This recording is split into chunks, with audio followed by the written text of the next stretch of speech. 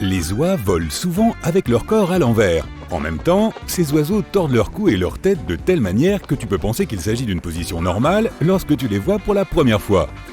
Mais ensuite, tu remarqueras probablement que les oies se sont en fait retournées et ont tordu leur cou à 180 degrés. De cette façon, elles ressemblent un peu à des bretzels volants. C'est un phénomène appelé whiffling. Il permet aux oies de perdre de la vitesse et d'atterrir plus vite qu'elles ne le feraient en position normale. Certains scientifiques pensent que cela peut être une technique pour éviter les prédateurs qui poursuivent les oiseaux. Cela pourrait aussi aider les oies à repérer plus facilement leur nourriture. D'autres chercheurs affirment que les oies réalisent ce tour impressionnant pour s'amuser. Les canards savent surfer. Ils le font lorsqu'ils veulent attraper de la nourriture dans les vagues ou se déplacer plus rapidement dans l'eau. Ces oiseaux n'ont pas de bras pour pagayer, mais ils ne résistent pas à l'envie de prendre une bonne vague. Malgré les journées très chaudes, les abeilles ont tendance à s'envoler pour trouver une rivière ou un étang et recueillir des gouttelettes d'eau. Puis, elles retournent à leur ruche et recrachent cette eau. Cela aide les autres abeilles à se rafraîchir et à boire un coup si elles ont soif. Les gens ont moins d'amis en vieillissant. Ils deviennent aussi plus exigeants quant aux personnes avec qui ils aiment passer du temps. Les chimpanzés ont des habitudes d'amitié qui leur sont propres. Les animaux plus âgés sont généralement impliqués dans une amitié mutuelle. Deux grands singes s'assoient souvent ensemble et se toilettent mutuellement. Mais les chimpanzés plus jeunes sont plus susceptibles de former des relations unilatérales. Un animal toiletterait l'autre qui ne lui répondrait pas. Les pigeons peuvent apprendre à différencier les vrais mots de ceux qui n'ont aucun sens. Lors d'une expérience, des scientifiques ont montré à ces oiseaux des mots anglais de 4 lettres et les ont entraînés à picorer ces mots. Ou alors ils devaient picorer un symbole particulier s'il s'agissait d'un non-mot de 4 lettres, comme PSRU. Les pigeons ont réussi à construire un vocabulaire de près de 60 mots et de plus de 8000 non-mots. Les pigeons savent aussi calculer. Même si ces oiseaux ne semblent pas être intelligents au premier abord, ils ont un niveau similaire à celui des singes. Dans une étude, les pigeons ont dû comparer 9 images. Chacune comportait un nombre différent d'objets. Les pigeons ont réussi à classer les images en fonction du nombre d'objets, ce qui signifie qu'ils savent compter. Les gens perçoivent généralement les girafes comme une seule et même espèce, mais il existe en fait 4 espèces de ces animaux. Tout comme les ours bruns ne sont pas les mêmes que les ours polaires. Ces 4 groupes ont été séparés pendant 1 à 2 millions d'années, et il n'y a aucune preuve que leur règne ait été mélangé. Les dauphins utilisent un large éventail de sons différents, comme des sifflements, des clics et des couinements. Ils les utilisent pour communiquer entre eux, ainsi que pour l'écholocation. C'est un processus par lequel un animal émet une onde sonore qui rebondit sur un objet, ce qui crée un écho. Cela fournit aux dauphins des informations sur la taille de cet objet et la distance qui l'en sépare. Les dauphins peuvent entendre des sons jusqu'à une distance de 24 km. La plupart des mouches ne peuvent pas entendre comme nous. Leur corps est trop petit pour avoir un système auditif développé. Et pourtant, elles peuvent repérer le chant des grillons. En d'autres termes, les mouches peuvent localiser l'origine d'un son, tout comme les autres animaux. Mais elles ne peuvent pas entendre certaines choses, comme leur propre bourdonnement. L'expression « suer comme un porc » n'a pas de sens, car les porcs ne transpirent pas. Ils sont nés sans glande sudoripare. Donc s'ils veulent se rafraîchir, leur seule option est de chercher une flaque de boue, de s'allonger et de se rouler dedans. Il existe des zèbres à pois. Ils sont rares car cette coloration est le résultat d'une mutation génétique. Mais ces zèbres ne sont peut-être pas aussi efficaces pour repousser les insectes que les zèbres à rayures, qui sont plus courants. Ce motif semble attirer moins d'insectes, comme l'étang. Sans doute parce que les rayures rendent les zèbres plus difficiles à voir dans les hautes herbes. Les corbeaux sont extrêmement intelligents. Ils peuvent reconnaître et se souvenir des visages humains, alors mieux vaut ne pas les mettre en colère.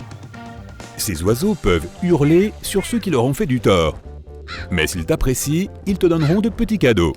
Les corbeaux ont le plus gros cerveau parmi les animaux. Seuls les perroquets en ont un plus gros. Il aide les corbeaux à employer des moyens intelligents pour obtenir de la nourriture.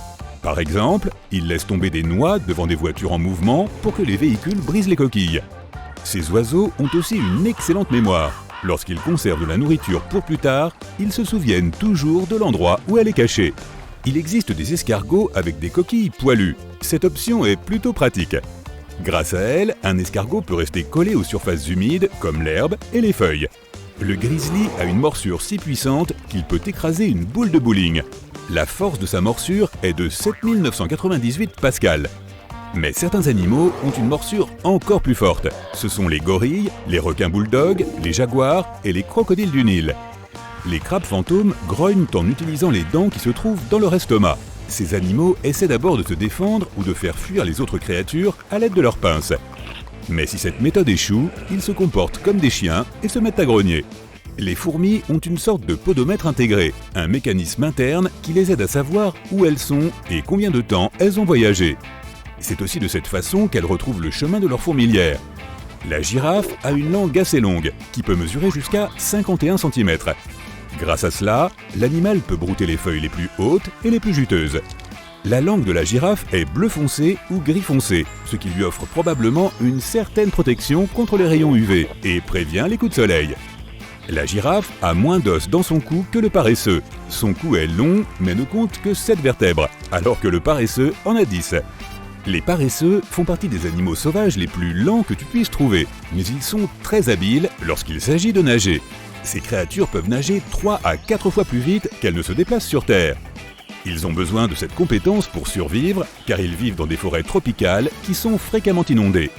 Les abeilles peuvent voler plus haut que le mont Everest, qui fait presque 9000 mètres de haut. Pendant leur sommeil, certaines abeilles se tiennent aussi parfois les mains, lesquelles ressemblent en fait à de minuscules crochets. Les sauterelles ont des orteils de chaque côté de leur premier segment abdominal. En d'autres termes, leurs oreilles sont sur leur ventre, repliées sous les ailes. Ces oreilles sont des membranes qui vibrent après avoir été affectées par des ondes sonores. Cela permet à ces insectes d'entendre les chants d'accouplement des autres sauterelles. Les manchots semblent avoir des lunettes de natation intégrées. Leurs yeux fonctionnent bien mieux lorsque ces animaux sont sous l'eau que lorsqu'ils sont sur la terre ferme, ce qui est pratique lorsqu'ils chassent dans des eaux sombres et troubles. Les manchots peuvent mesurer de 40 cm à 1 mètre selon l'espèce. Mais il y a 40 millions d'années, ils mesuraient 1,80 m et pesaient jusqu'à 113 kg. Les éléphants ne peuvent pas sauter. Ils ont cependant quelques capacités hors du commun, comme un excellent odorat et une forte personnalité qui influence leur vie sociale complexe. Mais ces doux colosses ont des chevilles inflexibles et des muscles de la partie inférieure de la jambe relativement faibles. C'est une autre raison pour laquelle la course de fond est si difficile pour eux. De même que le saut de haie et le saut à la perche. Les kangourous, quant à eux, peuvent sauter assez haut, mais ils ne peuvent pas marcher à reculons. Lorsque ces animaux sautent, ils poussent le sol avec leurs 2 grands pieds en même temps. Leur queue massive et musclée les aide à garder l'équilibre. De cette façon, les kangourous avancent et sautent haut, mais cela les empêche aussi de reculer. D'ailleurs, les émeus, les manchots et les alligators ne peuvent pas non plus reculer. Les ours polaires ne sont pas blancs, leur peau est noire, mais les poils qui recouvrent leur corps sont transparents et creux. Lorsque la lumière du soleil frappe la fourrure, elle reste piégée dans cette partie creuse. De plus, des particules de sel se collent à la fourrure et agissent comme une couche de diffusion de la lumière. Les ours polaires sont presque impossibles à détecter avec des caméras infrarouges. Ces caméras sont thermiques, ce qui signifie qu'elles réagissent à la chaleur. Mais la fourrure des ours polaires maintient la même température que l'air qui les entoure. Les ours polaires ont une façon unique de se dire bonjour. Ils se touchent le nez. Si un ours est en train de manger, un autre peut venir lui toucher le nez. Il existe un petit animal appelé la souris kangourou d'Amérique. Elle ne boit pas du tout d'eau. Cette créature vit dans le Nevada, qui est une région plutôt aride avec beaucoup de casinos. L'animal a donc appris à obtenir du liquide à partir de graines et d'autres aliments, et reste loin des tables de blackjack. La puce peut accélérer plus rapidement qu'un vaisseau spatial lorsqu'elle saute. Cette créature atteint une hauteur de 8 cm en 1 milliseconde. Son corps contient des protéines extensibles ressemblant à du caoutchouc. Elles permettent à la puce de stocker et de libérer de l'énergie assez rapidement quand elle en a besoin.